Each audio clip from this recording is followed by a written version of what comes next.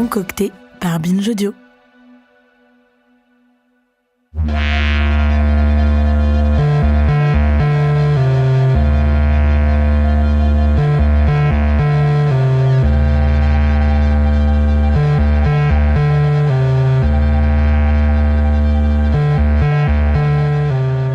Quand elle était punk, dans les années 80, et qu'elle arrivait dans une ville, le premier endroit dans lequel se rendait Virginie Despentes, c'était le disquaire. On pouvait y trouver les nouveautés, lire les derniers fanzines, être au courant des concerts, rencontrer peut-être des semblables. Ce lieu, ce mode de vie, elle en a fait la matière première de Vernon Subutex, grand livre sur le rock, sur sa mythologie, sur la perte des idéaux aussi. Vernon, c'est ce mec qui perd son magasin de disques et dont le monde s'écroule.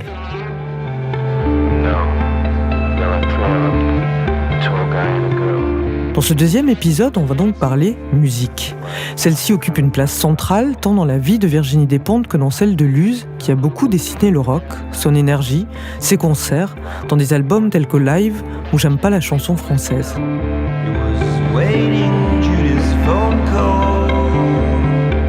Et pour en parler, on va partir de ce lieu déchu, disparu, fantasmé presque. On commence cet épisode dans les bacs, chez le disquaire. On écoute Virginie Despentes expliquer comment elle a imaginé celui de Vernon Subutex et le rôle crucial que jouait ce lieu dans la culture alternative des années 80 et 90.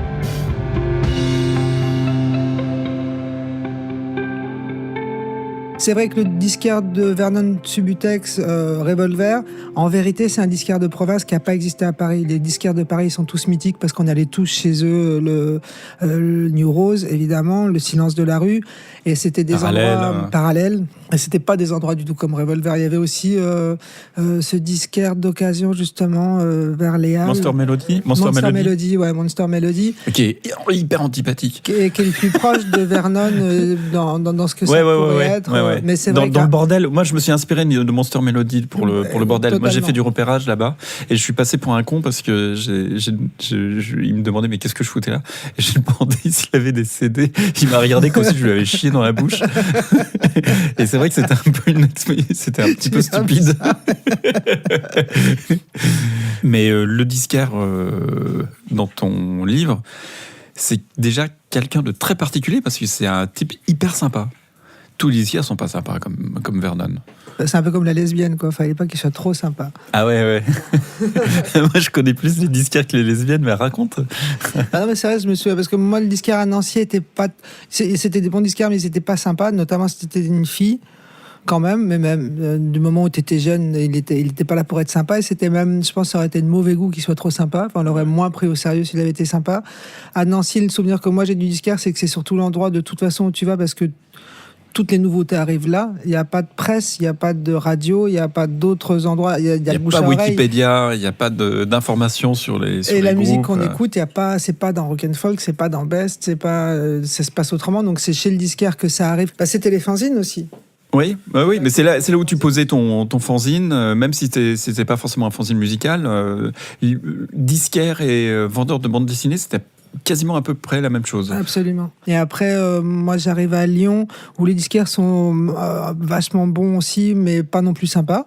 Mais là, ce qui moi m'arrivait, c'est qu'à Lyon, je vais rencontrer des gens qui ont un magasin de disques qui était Attaque Sonore, et je vais rentrer dans Attaque Sonore.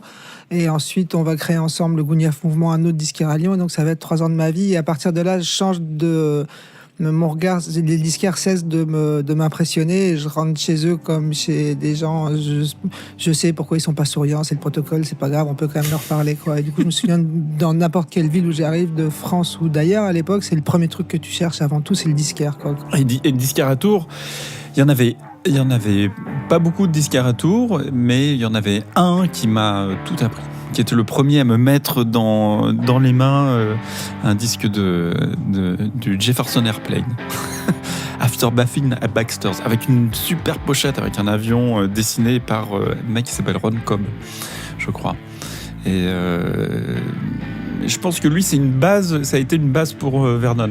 C'est vraiment le disquaire qui pue la clope, qui a les doigts jaunis, qui a pas l'air de se changer tous les jours, de prendre une douche tous les jours, et qui a un blouson en jean un peu délavé, et qui va garder jusqu'à la fin de ses jours, et qui va être enterré avec.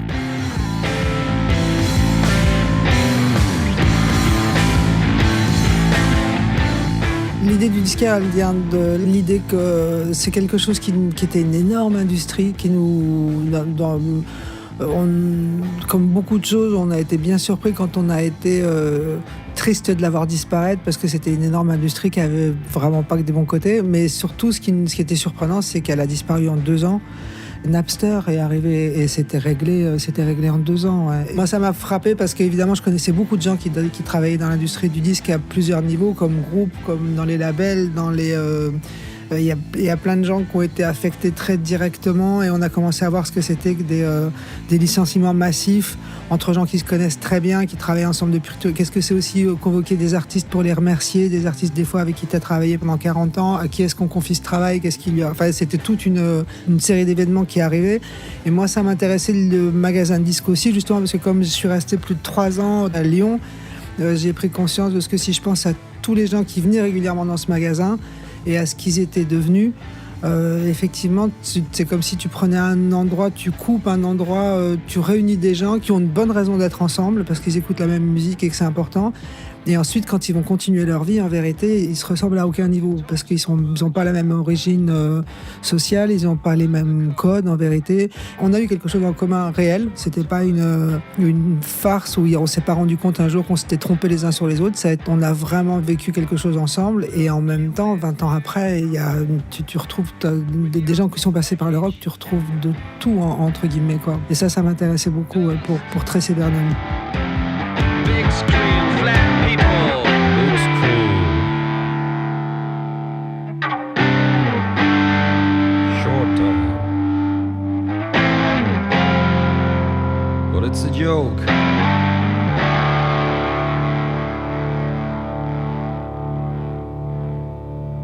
Moi, c'est ce que j'aimais bien dans Vernon, c'est aussi cette espèce d'illusion qu'on a tous plus ou moins vécu, c'est que peut-être une illusion adolescente de se dire que le rock ne meurt pas.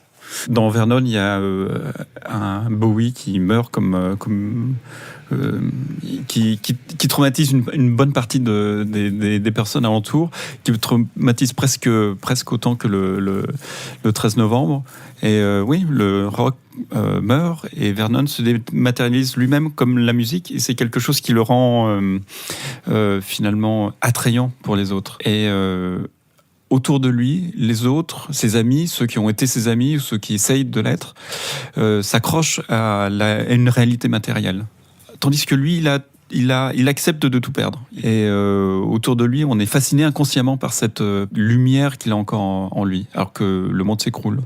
Oui, et cet effritement du monde, en tout cas, et qui va de pair, en tout cas là, concernant la musique, avec une digitalisation. Enfin, ce mouvement, on voit que c'est un mouvement qui s'amplifie. Enfin, là, on est en plein dans l'époque Covid. On voit que ce mouvement, il devient global. En fait, il touche plein d'industries. En fait, en tout cas, il y a une révolution industrielle qui est en train de se passer. Je me demandais le regard que vous aviez là-dessus, et qu'est-ce que ça faisait de dessiner en même temps une bande dessinée qui est en train de raconter ça. Oui, c'est vrai que j'ai passé la moitié de la bande dessinée pendant la période de Covid à dessiner un type qui est confiné, lui, à l'extérieur, d'une certaine manière. Et à presque à le jalouser. C'est-à-dire que évidemment, il a tout perdu, il perd son boulot, mais il reste en contact avec les autres. Il reste en contact même avec quelque chose en lui, avec une espèce de foi. Et c'est ça, c'est quelque chose d'assez intéressant, c'est qu'il y a en lui une espèce de foi qu'il n'a pas besoin d'entretenir. Il est là, on ne sait pas pourquoi on est amoureux de la musique, on ne sait pas pourquoi on est passionné de ça. C'est un mystère de construire sa vie autour de sa passion. Moi, j'ai construit ma vie autour de ma passion, mais je ne sais pas pourquoi j'ai fait ça. Toi, par exemple, toi aussi, tu as construit ta vie autour de la passion, c'est l'écriture, ou alors c'est autre chose? Non, mais ça a vraiment été la musique, quoi. Ça a été vraiment pendant toutes les années de jeunesse, la musique. L'écriture vient quand la musique tombe, à peu près, quoi, dans mon cas, quoi. Mais c'est vrai que de petite fille de 13 à 23 ans, en gros, ou de 13 à 25 ans, la musique est vraiment tout ce qui... c'est le fil narrateur, quoi. C'est tout ce qui m'intéresse, et j'ai tout trouvé dans la musique. Et c'est drôle... le rock au sens large, ça a vraiment occupé nos vies. Et le pire, c'est qu'après coup, quand je regarde, je me dis pas j'ai perdu 10 ans de ma vie à des conneries. J'ai l'impression que ça a été réellement les 10 meilleures années de ma vie parce qu'il y a beaucoup de choses dans la musique, et notamment le fait qu'on puisse l'écouter à plein, qu'elle se joue en concert et qu'il se passe quelque chose quand même quand on assiste à ces concerts, qu'il se passe quelque chose quand on danse ensemble comme quand on danse chez soi. Il se passe quelque chose, et c'est ce qu'on sent que je le cherche dans Vernon, je le crois, ça se modifie quelque chose dans le cerveau. Ouais, je pense à force d'écouter de la musique comme on l'a fait, écouter de la musique tout le temps, ça change quelque chose quand même dans le cerveau, j'en sais rien, mais en tout cas dans ta façon de percevoir. Et moi, il me semble que ça a été récupéré par le capitalisme ou pas, c'est pas tellement l'essentiel du problème, c'est que ça produit quelque chose dans ta chimie, et c'est quelque chose de vital, quoi. C'est aussi, pour moi en tout cas, j'ai écouté la musique tout seul dans mon coin, mais ça a été là où j'ai perçu qu'il y avait la nécessité d'un collectif. Sans le concert, sans mes parents qui m'emmènent voir des concerts, j'aurais jamais touché du doigt la volonté de faire partie des autres. Sinon, je serais resté à Tours. Je sais pas ce que j'aurais fait. J'aurais fait clerc de notaire, j'en sais rien. J'aurais été graphiste à Tours. Mais s'il n'y avait pas la musique, j'aurais pas croisé des gens aussi différents que Bowie, Freddie Mercury, mais Gender Studies, c'est Bowie qui a été le premier professeur. Et pour moi, la musique, c'est le point de départ de l'altérité, en fait, vraiment. Et c'est peut-être ce truc-là qui est assez inquiétant, c'est de se dire où sont les passeurs de cette altérité-là. S'il n'y a plus de disquaires, on peut écouter de la musique dématérialisée. Peut-être que quelque part c'est une chance aussi pour la musique de se dire qu'elle est débarrassée de tout cet apparat fantasmé, les pochettes, les moules burn ou autre chose. Mais tout d'un coup, il y a ce truc un peu charnel qui est en train de disparaître, c'est-à-dire ce disque que tu ne tiens pas dans tes bras. Et est-ce que vous avez la sensation que la perception et la fabrique de la rockstar comme Alex Bleach, qui existe dans le livre, qui est donc voilà cette mythologie rock, est-ce que ça continue? Est-ce que ça s'est modifié? Est-ce que... Je ne sais pas si c'est modifié, mais la mythologie de la rockstar, c'est quelque chose d'assez utile. Même la rockstar collaboratrice, collabo avec le système, on a besoin finalement d'avoir en face de nous des anti-modèles. Et c'est plutôt pas un mal de chercher la pureté, mais en sachant que c'est introuvable. Et moi j'aime bien des phrases d'Alex Bleach qui dit j'écoute pas hip-hop pour me sentir pur. Et j'aime cette idée que la musique, c'est quelque chose d'assez suffisamment varié pour y trouver le pur, l'impur, le soi, l'autre, et quelque chose une micro-société à portée d'oreille. Est-ce que tous les deux, vous n'êtes pas exactement de la même génération, mais proches quand même dans les références? Est-ce que vous avez l'impression que Virginie t'a souvent dit que la musique, notamment le rap, le punk évidemment, mais le rap aussi, ça avait beaucoup influencé ta manière d'écrire à tes débuts en tout cas. Aujourd'hui, je ne sais pas si c'est toujours le cas. Est-ce que toi, Luz aussi, c'est quelque chose qui a été important dans ta façon d'aborder le roman graphique? Moi, la musique et le dessin, c'est vraiment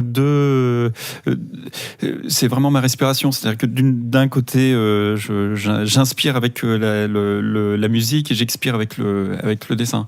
Et quand à un moment donné, j'ai plus réussi à écouter de la musique après les attentats, il me manquait quelque chose. Et j'ai réussi à revenir à la musique aussi grâce à Vernon. Aussi grâce au fait de dessiner, de me replonger dans cette idée qu'il fallait que je dessine la musique. J'avais dessiné la musique pendant des années et des années, à faire des concerts, des reportages sur les groupes que je voyais en festival ou ailleurs, et à essayer de dessiner cette énergie indicible, indescriptible, indessinable. Et finalement, Vernon m'a poussé à me replonger sur la question, et pour le coup, je me suis replongé dans ma discothèque pour retrouver Vernon. J'ai trouvé Vernon dans ma discothèque.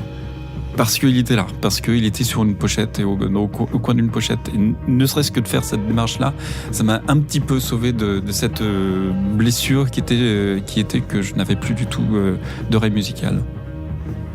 Et toi, Virginie, tu dirais aujourd'hui que la musique, est-ce que ça reste quelque chose d'important pour toi ? Est-ce que ça reste quelque chose qui est encore influent dans ton écriture ? Ou est-ce que, par exemple, la série est devenue quelque chose qui t'influence plus aujourd'hui ? Non, je crois que la musique, la série m'influence parce que je regarde tellement narrativement, ça finit par ça se voit dans Vernon, par m'impacter, mais la musique reste... Après, c'est difficile de dire en le faisant comment on est impacté, mais la musique en elle-même, par exemple, quand tu parlais des rockstars, quelqu'un comme Cardi B, ouais, c'est parce que et ce qui est intéressant dans le rock et qui est devenu intéressant dans le rap, c'est que c'est aussi l'imbécile, la brute et le truand que tu cherches dans la personne que tu as investi de pouvoir dans Cardi B. C'est pas seulement, je pense que c'est une grande interprète, mais c'est pas seulement ça qui est intéressant chez elle, c'est aussi tout ce qui se tient mal. Et c'est ce qui te permet de te dire, avec tout ce qui se tient mal en moi, je peux quand même me projeter dans quelque chose de lumineux. C'est une opération assez particulière parce que tu le cherches notamment dans la musique, en fait, ça. Et quelqu'un qui va incarner quelque chose qui te donne une énergie, qui te donne... je vois, ouais, Cardi B, Megan Thee Stallion, elles n'ont pas mon âge, j'ai aucun rapport avec ces meufs-là, elles te donnent une énergie dans leur façon de gérer leur merde, en fait, quelque part aussi. Et pas que ça, mais c'est ça aussi qui est important. Et c'est ce qui déconne chez elles aussi qui est vraiment important. Et du coup, la musique est importante dans mon écriture au sens où c'est reste dans la musique que je cherche une énergie. Et après, il y a aussi dans l'écriture elle-même, on va parler à un moment donné de PNL, dans ce que les plus jeunes que moi, leur façon d'aborder la langue, d'écrire ce qu'ils peuvent se permettre et qui passe et qui produit quand même une réaction en moi. Ouais, je pense que ça continue à influencer ma façon d'écrire, en tout cas ma façon de me dire que dans l'écriture, tu peux te permettre beaucoup de ruptures, tu peux te permettre de violenter la langue d'une certaine façon, d'être vraiment un délinquant de la langue et quand même de produire un effet poétique. Ça veut dire de produire un effet, ça révèle quelque chose en toi et d'une façon euphorisante ou d'une façon qui te permet de regarder une émotion en toi et tu vas la trouver belle, cette émotion, alors que peut-être elle te mettait mal à l'aise peu de temps auparavant. Donc ouais, il y a toujours quelque chose de l'ordre de l'alchimie dans la musique qui continue en tout cas de me soutenir beaucoup. Tu écris, toi, en musique ?